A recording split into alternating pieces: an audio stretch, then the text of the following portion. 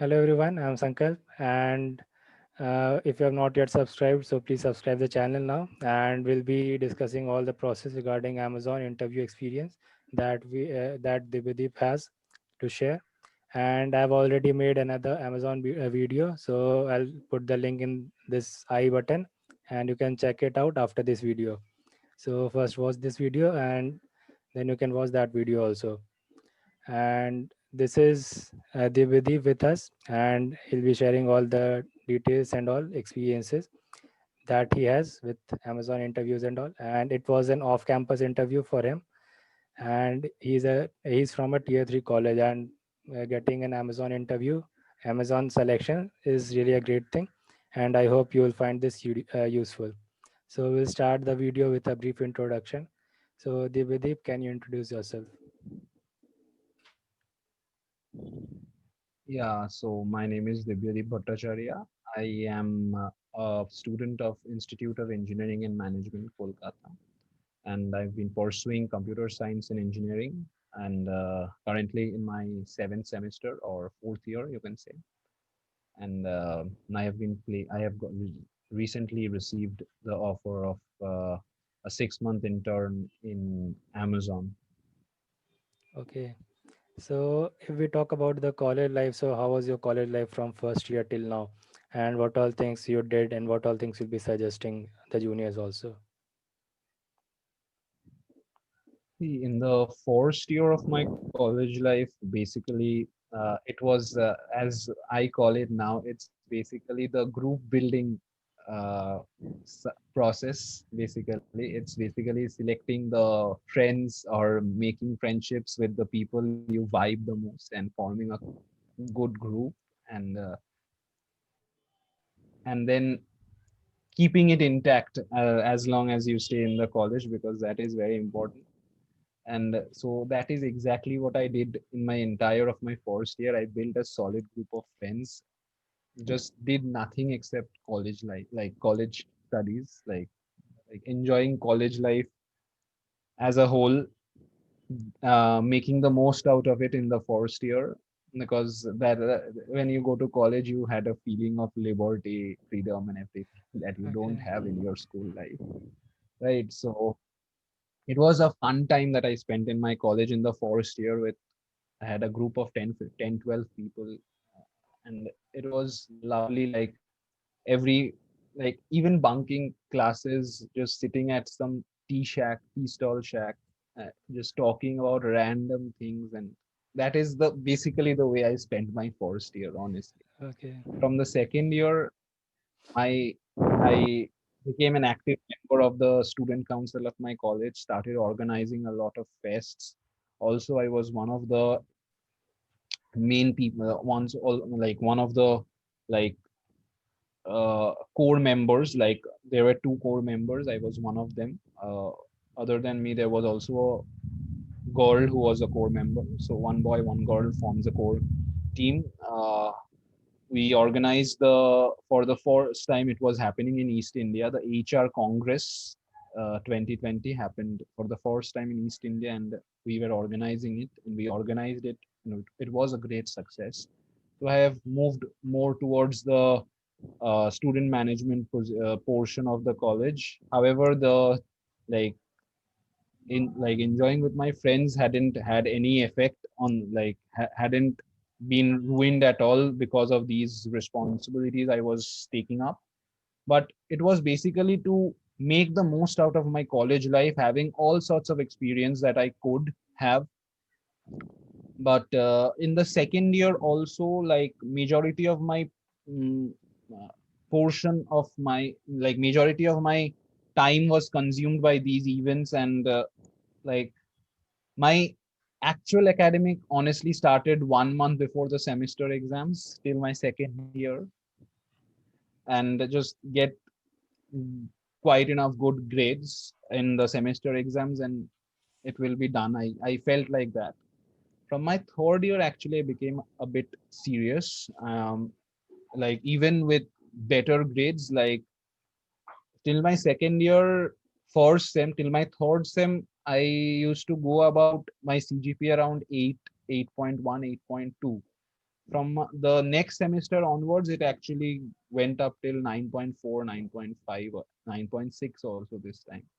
So like everything, like I started taking my academics a bit seriously from my third year, honestly. More I opened up my Upwork channel, uh, my other freelancing uh, things where I could do project based learning and everything. So, and again in my fourth year, it was majority of the fourth year was focused on the placement position, and also like COVID came, so going to college was not an option. So, and now this interview is here. So this Okay. was how I spend most So of my life. okay. So that is his entire college life. Okay. So now we talk about previous internships or experiences that you have. So can you share some things in this? Yeah, so majority of my internships have been like all my internships, like if you talk about internships in specific, then all my internships have been in the field of cybersecurity. Like I have worked as a security analyst in two companies. Like one is a startup, the other one is a medium-sized company. I have worked in securing the architecture of the company, like the security architecture. I have worked with SIEM tools, the install, like setting it up for the specific company architecture, and all these things. I have worked for, like I have worked as a security analyst. So I had worked on VAPT and WAPT for multiple organizations as a person who delivers on the clients, who delivers reports, uh, the security reports about those organizations. And other than that, my development. So this was not much of a development-based internships. These were service-based industries, service-based organizations, and I worked in a service-based field as well. So majority of my development work actually used to come from my freelancing portions, which we will discuss, I guess. Okay. So now we talk about the projects that you have done. So what all you can share in this?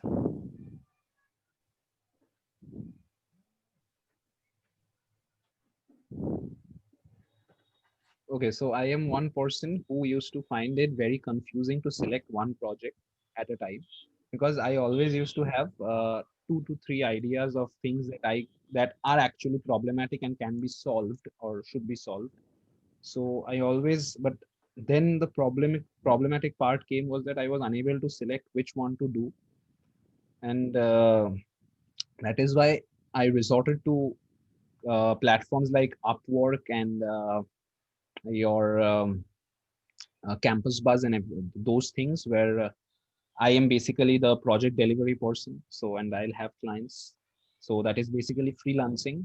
So I have been working on those platforms for more than a year now, and I have been developing projects. And so the projects are interesting, basically majorly based on web development, React, Node, little bit of Java backend like Spring lately, like not much, very little bit of Spring lately.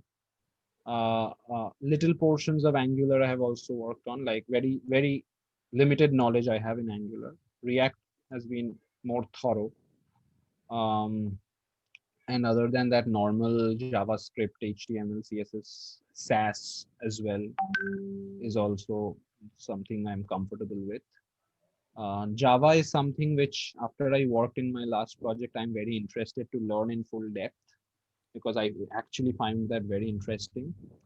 Because Java is also the language that I selected for my coding in the interviews, and I'm very comfortable in Java. So it was always a boost, like plus point for me to learn the backend service, like the backend of Java using Java, like Spring Boot, Spring Security, and everything.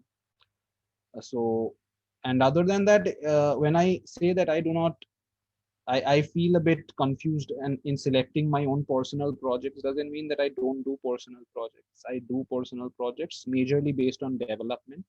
because that is somewhere like I knew that these sort of development projects will lead me to a position that where I want to work or where I want to be in a couple of years, because I want to grow as a full stack developer, full stack engineer, honestly. So I want to have the entire grasp of full stack. However, at times I felt very inferiority. I underwent inferiority complex when like 30, 40 people around me, like who are actually my friends, were always doing machine learning, and I didn't know even the aim of machine learning. So yeah, but the point is to be confident about yourself, to have the confidence in what you know and how well you can deliver it, and just focus on things which you like and which you don't like, because if you like that, you will invest time in that, and the more time you invest, the more comfortable you are going to be in that. Like that is basically the key point, that you do not have to be the best in the country, you have to be comfortable in that, because when you are comfortable working in a certain technology, you can deliver the results within the stipulated time. So being comfortable at a technology or at a concept is very important, and you have to keep grinding until you become comfortable in that technology, because or that problem statement, or for that fact factor any concept, because it when you are comfortable in a certain technology, you are not going to face much of a problem if the problem statement in front of you from that specific uh, domain or from that specific genre is even a bit twisted. Like you will be able to open the twists or untie unknot it, right? So it is important to be comfortable and keep grinding as long as you are not comfortable. So that Okay. is what. So, like he has mentioned many great things in this, and you should not just focus on AI ML because everyone is doing that. If you are like good in anything, that is also very good.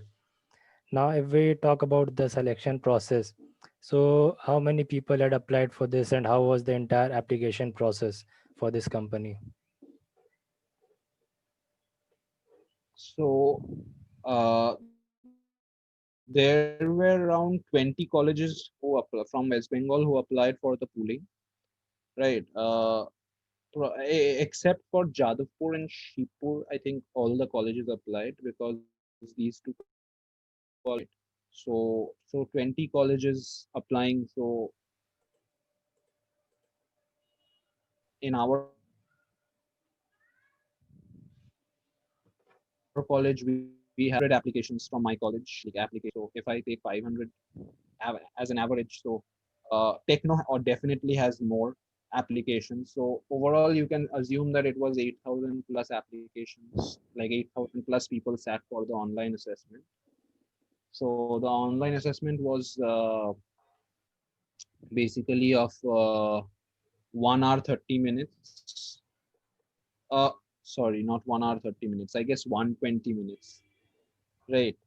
So it was basically the first section was a debugging section, followed by a coding section, and after that it was work ethics section, which was more like a behavioral round, and lastly there was a logical reasoning section. I actually forgot the total time span that for which I gave the exam.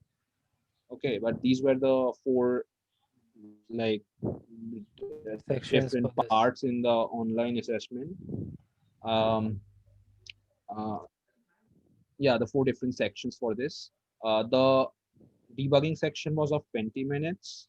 The coding section was of 60 minutes, or probably 70 minutes, something like that. 60 or 70, Okay. 70 minutes, correct, 70 minutes. And then 25 minutes for your LR, like logical reasoning. 25 questions, 25 minutes. And your work ethic section was time, like it had no time. It was time, like no, Without it any was not a time timer. test. Okay. Okay. Yeah. Okay. So that So was after this, yeah, yeah, go on. okay. So if we talk about the CGPA role in this entire selection, so was there any cutoff for this, and how much important CGPA was? Like what you felt for this Uh, entire process? like for any sort of process, I feel one thing that if you are looking for a job, like, and not for higher studies immediately after your graduation, then you do not need to bother that much about the CGPA, because you do not need to be, say, a 9 pointer. But if you are looking for abroad, then having a 9 point plus CGPA is important. It's very valuable, honestly, as it has a great weightage, because that shows that you have been a sincere academic person. uh, and other than that, like, if you're looking for a job, I think maintain a safe CGPA, say above 8 point, and I think you will be good to go for any of the product based companies in off campus. Like, I don't know what CGPAs they set for college, like for the companies set for colleges when the placement is happening on campus, because I think they have to restrict it more, because the college will be giving us stipulated time frame within which they have to complete the interviews. So they will be having slightly high cutoffs regarding CGPA. But in off campus, I think having a CGPA more than 8 is absolutely fine. It's best because it's best to have an 8.5, because I have seen Cisco once keeping a CGPA cutoff for 8.5 a few months back when I was thinking to apply, because it deals with security and networking, and I have really great amount of interest in those domains. So that. Okay. So, like already you have discussed about the first round, that was coding round. Now, if we talk about the interviews after that, so what all, like how many rounds were there, and what all topics they were focusing on?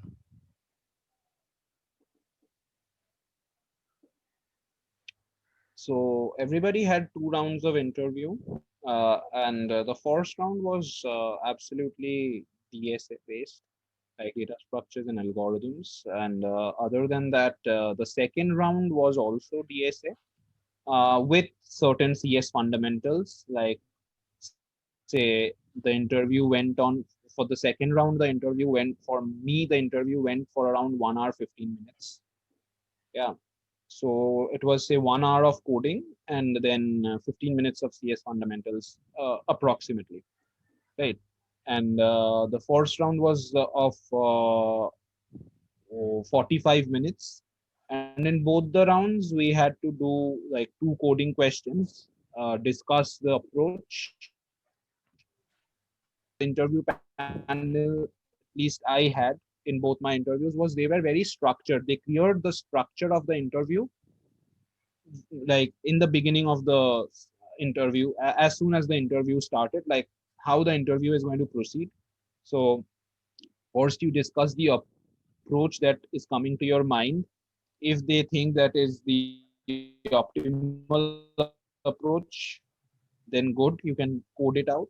If they do not think that that is the optimal approach, then you have to improve on your approach and discuss it. You can definitely ask for help at times, and then you have to code it out. So in both the rounds, I had to do 2 and 2 4 questions, like total 4 questions, and some CS fundamentals that they asked. Majority, like, they touch upon very important portions of the in for portions of PSA. Like, they majorly touch upon, say, like when I was preparing, I majorly focused on things like which are more like, say, graphs. They focused on graphs, they focused on DP, they focused on trees and heaps, they focus on linked lists. So these are majority. They focus on stacks as well, and these are majority of the things that I feel that they focus on. So Okay. there were 2 rounds of interviews, and 2 rounds. Okay. So, as because of this corona, like most of the interviews are done virtually. So, what are some of the pros and cons that you feel for virtual interviews, and what all things we should keep in mind when we are giving any virtual interview?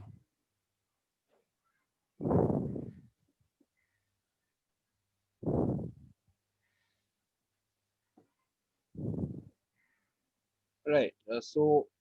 Like pros and cons, as in, like in my first interview, I had an amazing person, like who was taking my interview. Like he was experienced. He had quite a few years of experience, like 5, 6 years of experience at Amazon. He was very good, very thorough. And but like when I come to the con portion, uh, his the internet connectivity became an issue for 2, 3 minutes. So that is always a, like not like the like that is always a possible plausible issue when we are doing it virtually. So that kind of breaks the flow of the interview. So, and secondly, your the second con that I think, like, that is there in the virtual interviews is that sometimes when, like, the interviewer, like, they are also at their home, right? So they might not be willing to switch on the camera. Probably, like, might be possible. So during that time, the connect that it should be there in an interview sometimes falls a bit short. But in my case, like, they were very good, but in some of my friends case, like, it was a problem. So they didn't feel that connect with the interviewer. So, but they also, like, but like, the good part about Amazon is, like, whether, like, these things are there or not, like, the way they communicate with you, they make you feel extremely comfortable, right? So the process goes, like, very smoothly, honestly. So I was very glad that, like, the process happened so smoothly. And, like, I honestly feel that the first round of my Amazon interview was the best interview I ever gave. Like, it was so nice of the interviewer. Okay. So So, that was the two. okay. So it was great, and we have now discussed the entire interview process that was happened, like that happened. Now we'll move with the strategies and all. So, what was your preparation strategy for clearing this company? And as it was off campus, like what all different things you did, or what all things you did differently? So majority of my preparation has been, like, from, like, I didn't follow any specific book or something like that. Like, very straightforward approach. Like, I used to follow a channel called Gate Smashers on YouTube for the CS fundamentals, computer networks, operating systems, DBMS, everything from that channel, Gate Smashers. It's a very, like, the content in that channel is good. Like, it's very good. Uh, Secondly, this was the CS fundamentals portion. And I always did something that, whatever maybe my coding curriculum, like, I used to set a specific coding curriculum for the day. So majority of my data structures, like the basic data structure, learning how those data structures are functioning internally and everything, those I used to study from Geeks for Geeks. And after every single, I used to maintain a chart of data structures, right? So I used to do a comparative study on, like, on the similar type of data structures, which, like, I mean, that uh, which, for a specific use case, say we can use 2 or 3 types of data structures for a specific purpose.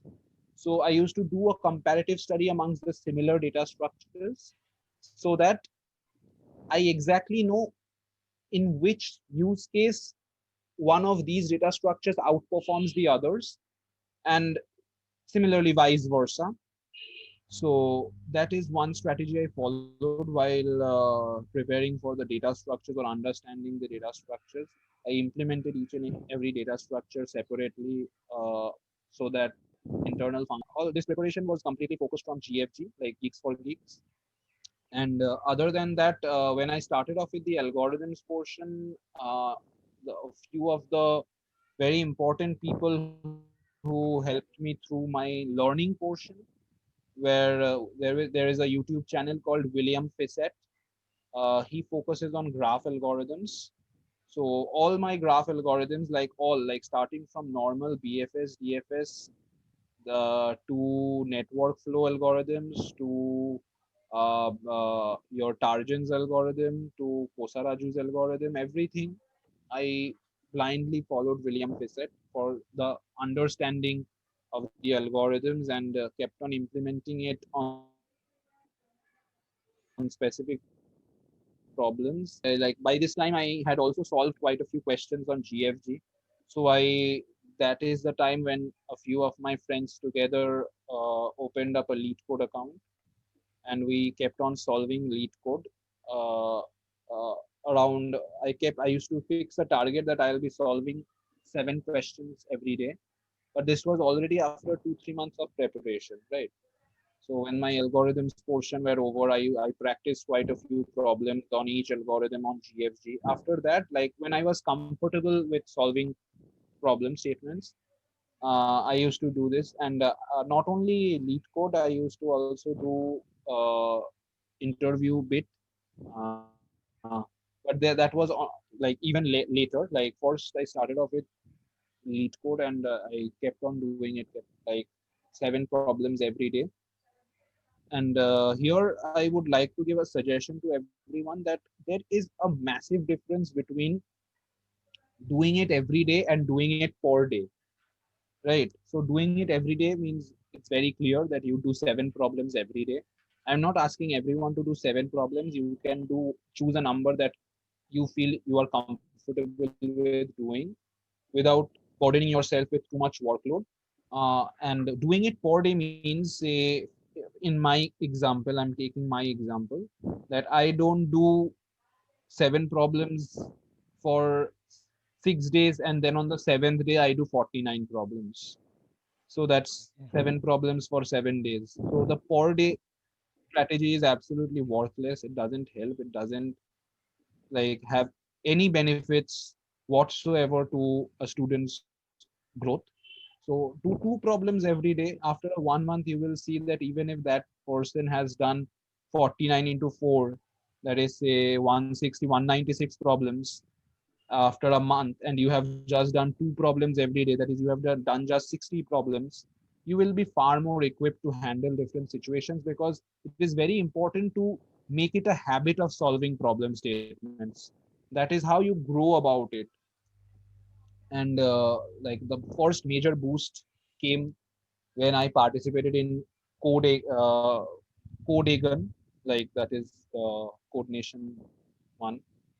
So like I thought I'll be able to do probably 1 problem or maximum 2 problems. Good part about that was I happened to solve 4.5 problems out of the 6 problems quite well. So that was a major boost. Then I also had I went up to the grand finale in the Tech Geek one, Code Gladiators thing.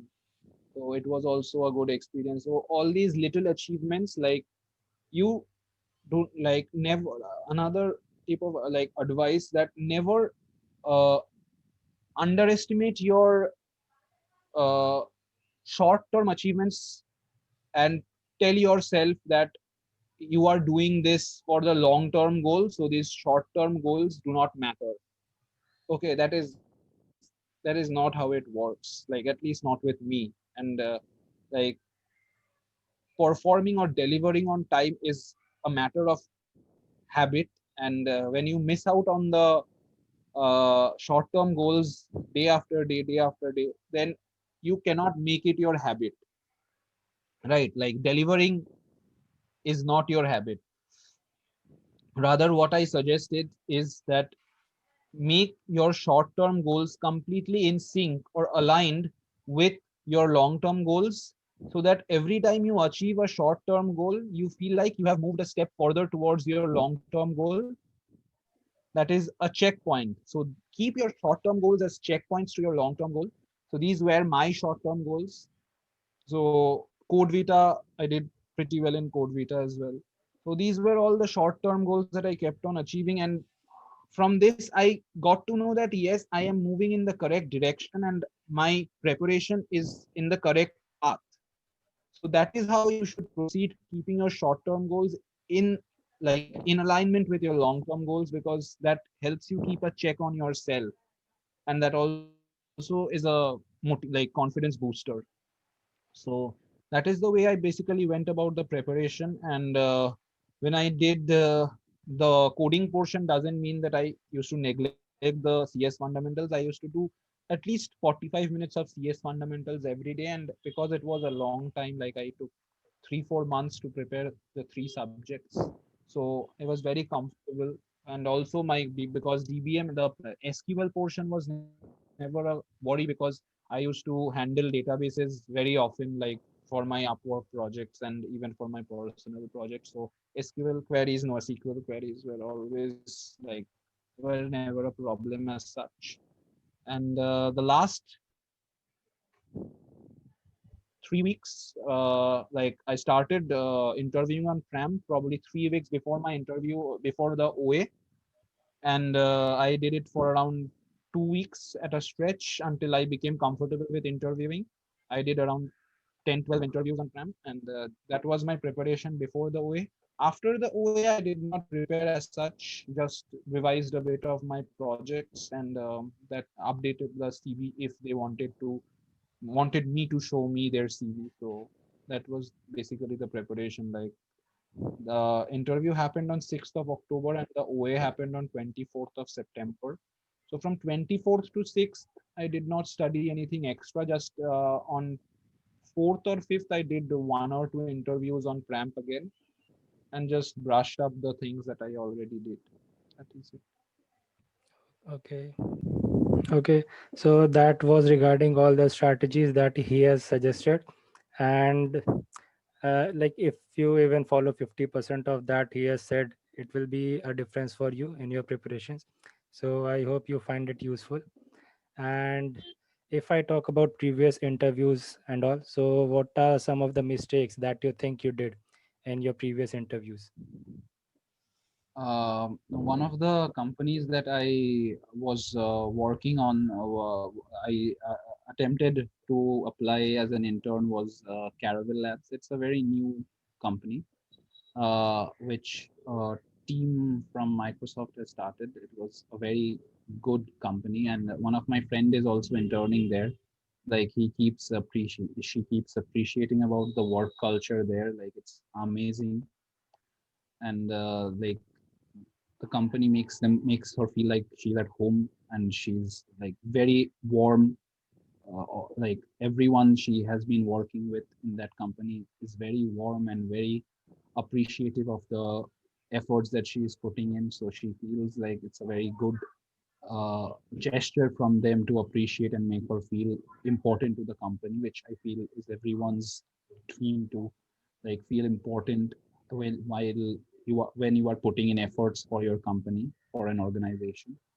Um, During the interview process, the main mistake that I did, I guess, was that my interview I drove it in a direction which was not a very was not a very comfortable area of mine at that time. Like I could have drove it. Like the best part about the interview was the interviewers were extremely knowledgeable in the first place, and secondly, and secondly, like they gave me the liberty to drive the interview. So it was not a very coding based interview. I could have drove it to a different direction in which I was more comfortable in, but I drove it to a direction which I was not very comfortable in. So, which was basically at that point of time, I drove it towards system design. which I was not very comfortable in. I had just started learning about system design. So mm, the problem that I had was that after a point, like at certain points of my interview, I knew that I was being very superficial. Like I was not going in depth with the things that I were asked to me. I had it very superficially. So if in any case, if in any interview you are given the liberty to drive the interview, always make sure you play to your strengths and not to something which may seem very fancy, but you are not very comfortable in that domain or in that area. So that was a mistake that I did, and as a result of which I couldn't crack it. But the company and the people who work there are definitely like literally amazing. And I hope I could have done a better job at that interview. But after that, I realized that playing to my strengths was a very important part. And henceforth, the following companies that I cracked, like that was basically the only rejection I had faced. After that, I had applied to like I got the chance to interview for TCS Digital by like getting a good rank in Code Vita. So that interview went very smoothly. I drove the interview to my, I played to my strengths like security, cloud, web frameworks, coding, CS fundamentals. These were my strengths. I played to it, and DevOps was also a portion that I played. That was good for me to play to, and that interview went very smoothly. I got the offer. Amazon was I like Amazon. It is a structure. It has a specific structure, so I do not have the liberty, but to drive the interview. But the interview process of Amazon is by far the best interview process I have faced ever. The interviewers were amazing, like literally, like I was glad to be a part of that interview process. And they were extremely helpful, very warm, very open to opinions, very open to different thought processes. So it was a good interview. And hopeful these are basically the interviews that I gave in my 4 years. I and Also, if you consider the interview where I interned as a security analyst, the medium-sized company that I had interned, TCG Digital was the name of the company where I interned as a security analyst.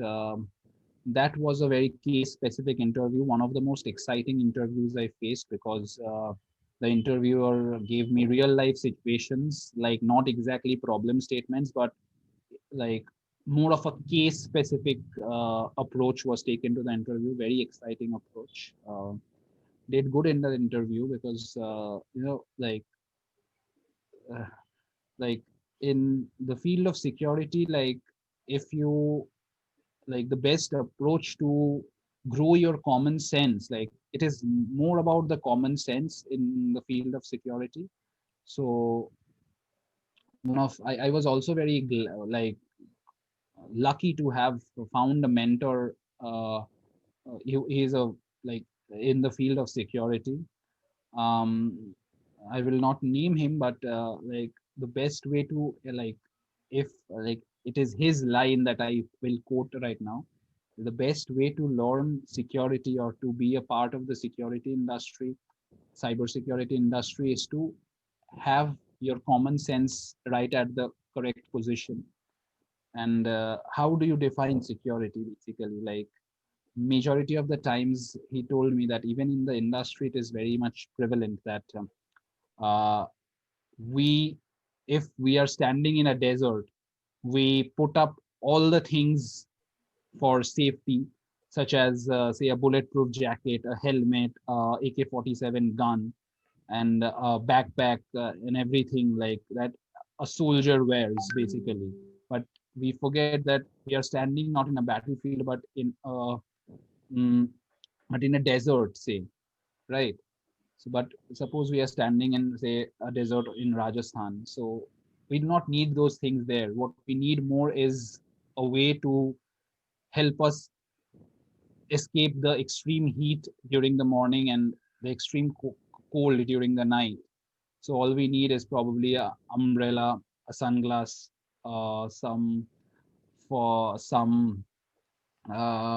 say sun cream for people who are very sensitive about their skin, and if evacuate to escape the cold at night, we need, say, a good warm backpack, a good warm sleeping bag, or something like that. Good quality blankets.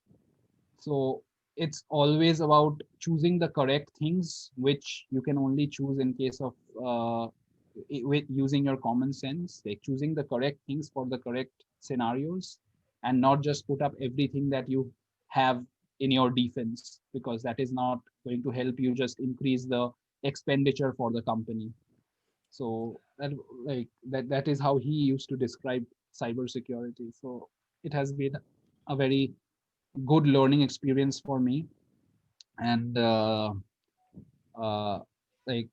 very glad that I have found him as a mentor in my journey as a student. So these are basically the interviews that I have gave in my 4 years, and the only one I literally like feel sad about not cracking was Caravel Labs, because it's actually a great company to work in. When my friend keeps appreciating the company, I feel a bit jealous that how did I miserably fail the interview because of my own mistakes. I shouldn't have done that. It's a great company. The people Okay. are great. Okay. So if we talk about the like placements or the selection process, so if we are not selected, sometimes we get demotivated. So what all things we can do to keep ourselves motivated during this entire process?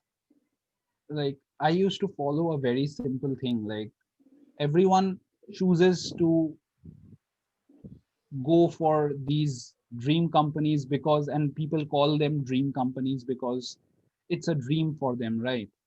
So even when you are preparing for it, you have not yet achieved your dream.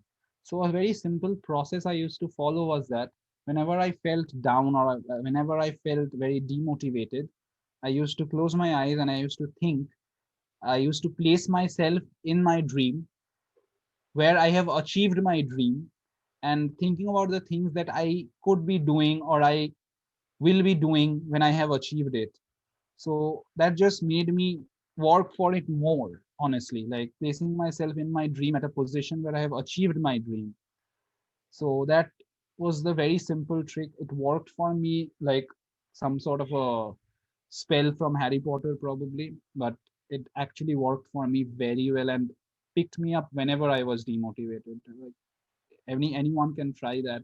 If that helps you, I'll be glad if that does. So as Yeah. you like previously mentioned that you had used Java in your coding language. So like how much you feel that the language selection plays an important role in this Uh, placement or internship process? Honestly, I don't think that if you are choosing any language which is object oriented, you are going to face any sort of problem. Like, I was equally comfortable in Java and JavaScript, so but I chose Java. That, like, just choose any of the object oriented programming language like Java, C++. Many people opt for C++ because of the easy compilation speed. Uh, some choose Python as well. Some say that Python is not the language to go for in CPP in CP. But if it is not an online assessment, like at online assess in online assessments, at times you might suffer because of the longer compilation time taken by Python. But in case of interviews, I think any of the object-oriented language is just great to go about. Okay. So now if we talk about peer coding or group studies, so what are some of the pros and cons that you feel for this and how you used this thing like peer coding? So my majority of the pure coding has been on Tramp, basically. Not much peer coding outside that, but yes, group study. Uh, uh, Due to this COVID circumstances, the group study was not in technically uplifting the other people, but it was more of a motivational process where we kept each other motivated so that we can crack through Amazon. And otherwise group study always has benefits of its own. Like it's great to do because when you uh, face some sort of a problem and you discuss it with your friends, it is highly possible that the problem gets resolved because someone or the other out of 7 8 people studying together will be able to solve it, and he will be able to explain his thought process. And even if you solve it, like it is highly possible that 7 8 people might not be solving it in the same way. So your thought process broadens more when you study in a group, because you will be able to experience the approaches that other people has taken, and that will make your thought process more wide, more vibrant, more rich with ideas in which a single problem statement can be solved. And other than that, the motivation is always a factor when you are studying in a group, where you pick up your friend whenever he is down. So that is the way, like these are extremely important. Peer coding, I think it's more about like a practice that you do to feel comfortable in the actual interview scenario. um, so Pramp is a great platform to do peer coding. Just if you are not very shy, because I have seen some of my friends scare away from Tramp because they feel that if they fail miserably in front of a stranger, then that is going to be very sad. But I feel that as the person on the other side of the screen is a stranger, you will not be seeing him anytime in real life. uh, Chances are very less, honestly. So that is the best thing to do, because even if you miserably fail in the in the interview on Pram, you do not have to feel embarrassed or anything of that sort. So Pramp, I think, is a great platform to go about with it. Okay. And if we talk about clubs and chapters, so like, were you a part of any club or chapter? What are the some of the pros and Yeah, cons that you feel for clubs and chapters? I honestly was I was the head of the coding club in my college, uh, as well as the vice president of the debate club. I have won, like I have participated in multiple international MUNs, national MUNs. Other than that, debates all across the country, won many laurels. So I think like that was a majority of the portion. I was also a very core member of the sports department, because I myself was a national level sports person, having also represented my country once internationally. So those are the things that have always made me more confident about myself.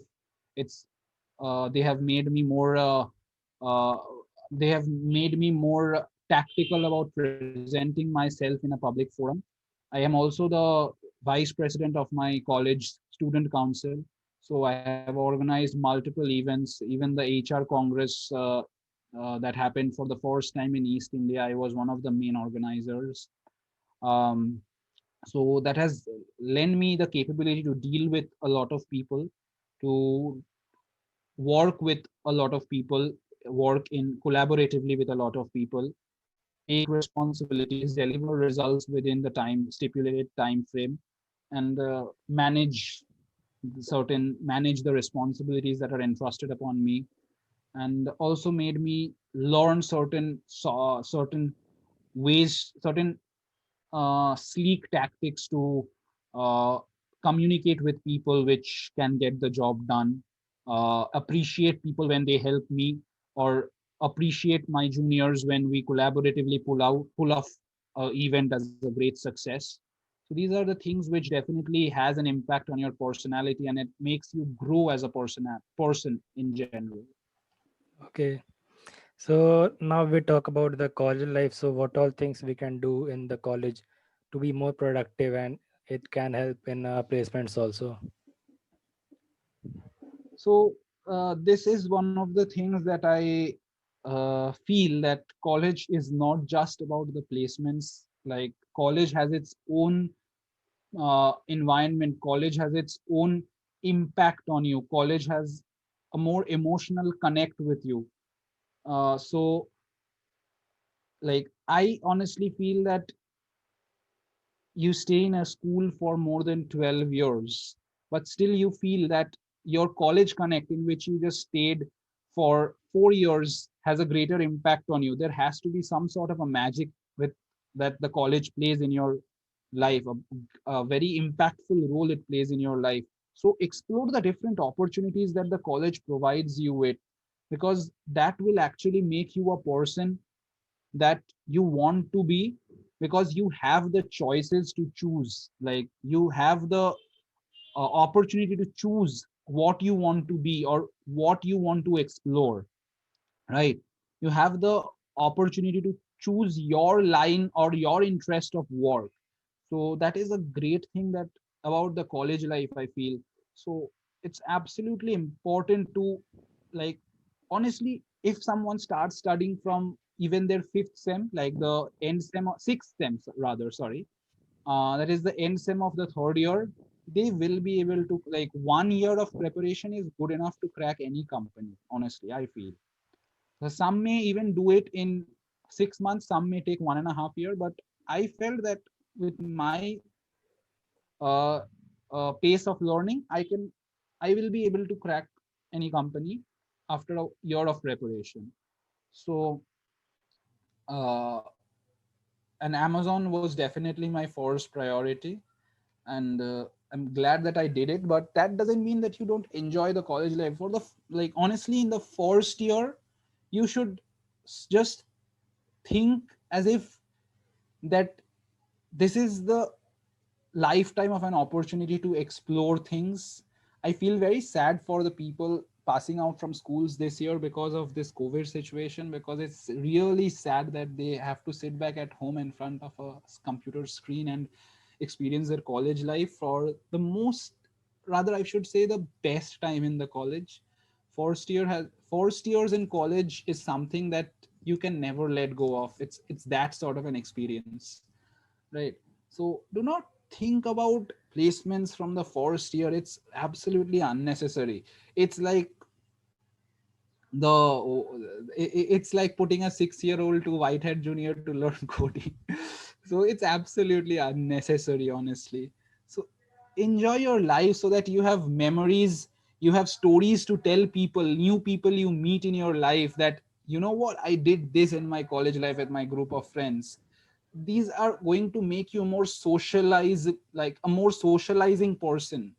This will help improve your personality.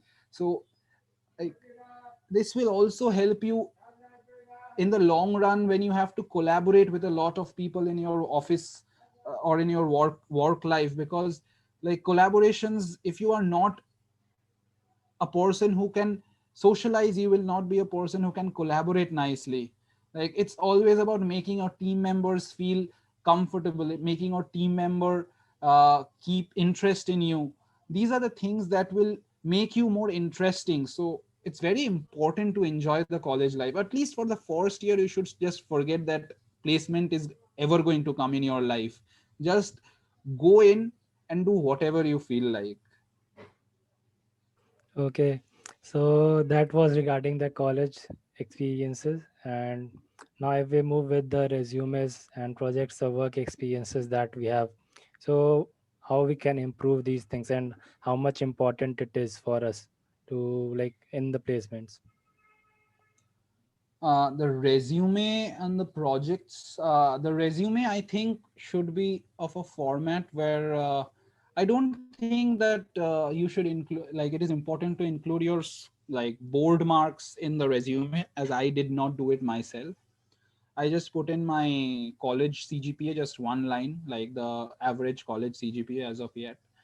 Other than that, I put in a few of my projects, like the like not just any random good projects that I did. I chose a good project from, like, not really a good project, the best project that I did in the different domains. So I had worked in three domains, so I put in three projects and the best one that I did in that domain. So that shows the diversity in your skill set. Followed by that, I did a research paper with a professor in IIT Kanpur. So I put in that also, because that also shows that you also have the capability to do research and learn things and explore things. After that, I had a portion of skill set where I specifically mentioned the skills that I have in case of developments, in case of development tech stacks that I used, in case of my college curriculum subjects that I am good at. So these are the things. Then I kept a section of your achievements, where I put in the sort of like the academic achievements, and alongside that I also put in few extracurricular achievements. Sadly, like my extracurricular achievements were way more than my academic achievements, because my academic was just from for 2 years, but my extracurricular activities has been a part of my life for 11 years now. So, however, like put some of them, like choose two for academic, two of the or best academic achievements you are like satisfied about, and two or three of your extracurricular achievements, so that they can see your personality as a whole. Second, and after that, you mention some like you must mention your GitHub and LinkedIn profiles, so that if the interviewer ever before interviewing you uh, thinks to like decides to check out your GitHub profile first and before interviewing you, then in that case, seeing your work, he will be making an image about you, which in his mind, which will be prevailing even when he is interviewing you. So that just helps, like because the interview or before interviewing you will not know you, right?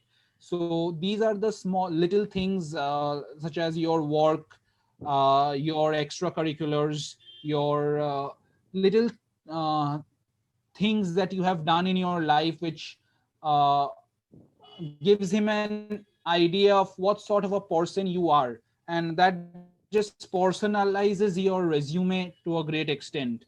So that creating an image in his mind will make you stay in his mind for a prolonged period of time.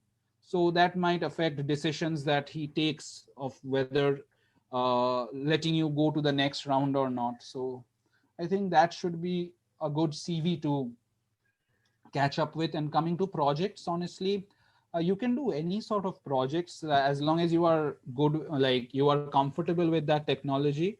Choose some sort of development like web development and Android development, any sort of algorithmic development in that, for that matter, if you want to do.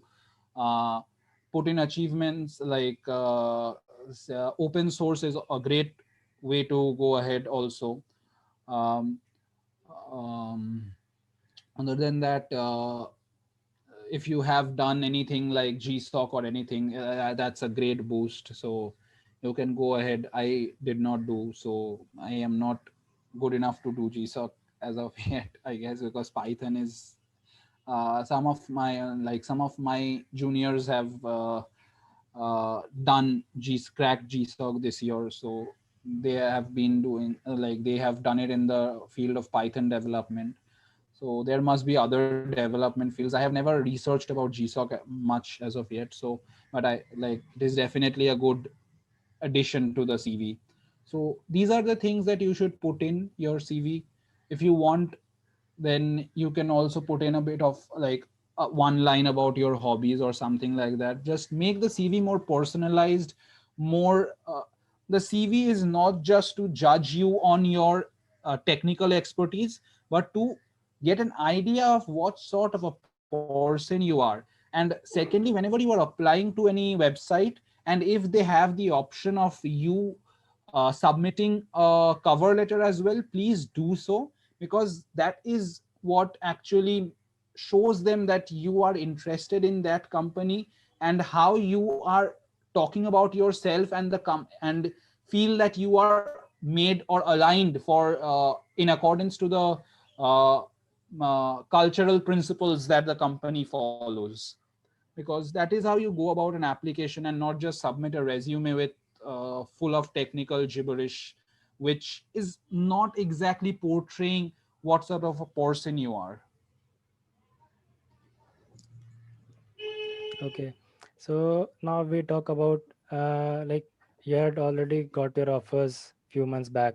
So like if I talk about the current time, so what are you doing after you got your offers? So like is it something studying or just chilling out? I am chilling quite a bit, but like I have kept my Upwork and Campus Buzz freelancing open as of yet. I'm doing those projects, and recently, just it's almost December, and from January I'll be joining the company. So I will now be like slowing down on the freelancing portion a bit, and start off with the certain things that I am interested to know about, like say as I told you, the Java backend, like Spring Boot. Those things I'll learn in more depth so that it helps me in the internship. So that is like simple. Like I've been chilling for a long time now. It has been a like I have been going out twice or thrice every week. So it has been a good time. Like, you know, the best part about getting your dream achieved is that, like, it is not some sort of glorious over enjoyment sort of a thing. It is just the relief that you get that you have achieved what you dreamt of or you targeted, which is the most pleasing thing about achieving your dream, the relief which nothing else can get you. Okay, so now most of the discussion is over, and if we talk about some final tips that you want to share with your juniors who are watching the video, so what all things you can share in this? So honestly, like, just one thing that I would like to mention is that when I said earlier that there is a difference between doing a thing every day and doing a thing per day, please try to choose the everyday format because it is going to enormously help you in the long run, because that is all about the habit that you build of solving problems or and on delivering results on time. And second thing is that try to keep your short term goals aligned with your long term goals, because that is the way I feel is the most productive to go about it, because those are basically little checkpoints that keeps you on, that make gives you the satisfaction that yes, you are on track, like you are on the correct path to achieve your goal. And other than that, like, it is no rocket science, it is not very difficult to crack in your dream companies. All you need to do is to maintain a regularity and just go about it, like have a plan chalked out for yourself, a timetable chalked out for yourself, deliver the milestones that you think uh, that you decide for yourself within the stipulated time frame that you have allotted for yourself. And for trust your plan, trust your abilities, have the confidence in your roadmap, and just follow it to the T, like completely follow it as like with the best of your capabilities.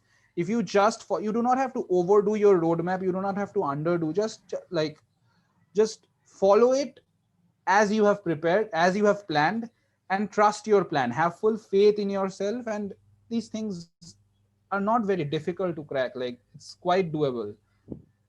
Okay, so if you have just watched the final tips, it is like more elaborately discussed in the strategies part. So if you have not watched that part, you can go that go back to that also. And that was all regarding this video, and I hope you have find it useful. And if you have not yet subscribed, you can subscribe it now. And that was all for the video. We'll meet in another video. So till then, goodbye.